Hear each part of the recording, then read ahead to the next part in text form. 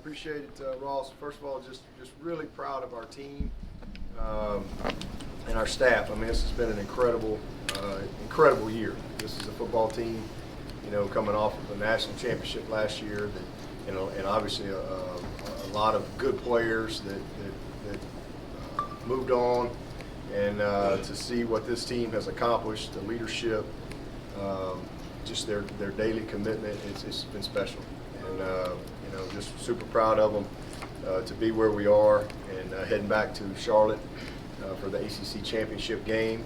And congratulations to Virginia and Bronco and what they've done. What a remarkable job he's done with that program, and something that I definitely saw coming a couple years ago. You can just, as a coach, there's certain things that you see and you have instincts on, and just not surprised at all that we're playing Virginia. And I think that they're just going to continue to build a great program up there. So really excited about that. And then also want to congratulate all ACC players from across the league, and also certainly, especially our guys. I think that just came out this morning. Ross told me we had a lot of guys on there, and so really happy for those guys. Not real sure how Skowski didn't make it. He'd have been one of my top votes for sure, but I don't even think he made honorable mention. But if I'm correct, I don't think Isaiah Simmons made honorable mention last year, and he's probably up for the defensive player of the year overall. So didn't even make honorable mention last year. So that just goes to show you how smart. He was pretty good last year too. So didn't make honorable mention in the league, and but it's just kind of how it goes. But I give a personal shout out to Skowski because I think he is a war daddy and has had as good a year as any linebacker we've had. So, and other guys as well.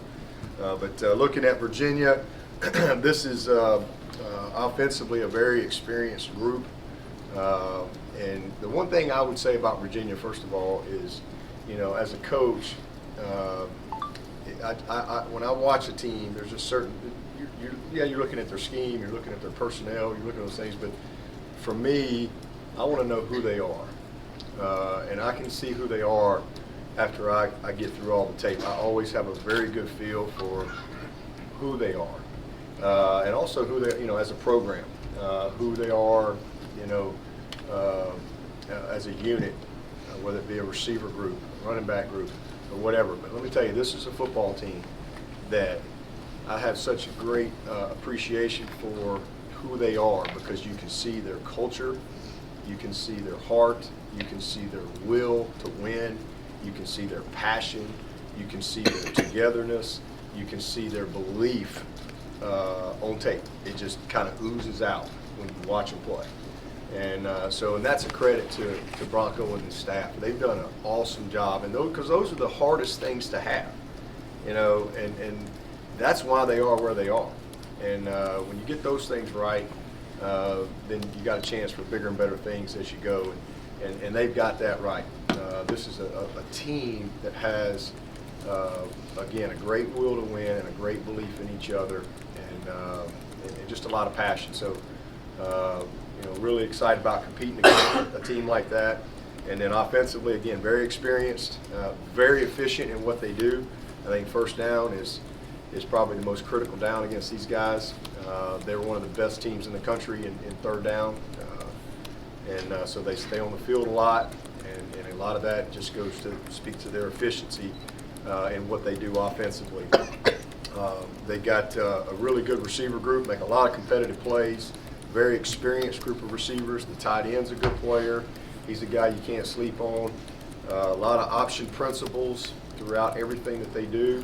But at the end of the day, I mean, their quarterback is he's a wow guy. He's a guy that, you just, the crazier things get, the better he gets. When things break down and it looks like a terrible play is about to happen, man, that's when he's at his best. He is just a very, very good football player, very explosive. He's big, 6'3" guy, and he can run as good as any running back you're going to see. So has put up unbelievable numbers running the ball and throwing the ball. Everything, I think he had 479 yards of the 492 yards of offense versus Virginia Tech. So everything's going to go through him. They're really a pass-first offense. They really want to pass the ball to run it. They're built that way with all their draw sets, a lot of draw set RPO stuff, and just some design quarterback run play, but also a lot of quarterback run that comes off of just the draw game. All right, and a little different than some of the zone read RPO. There's a lot of draw sets, and then trying to throw the ball or run it.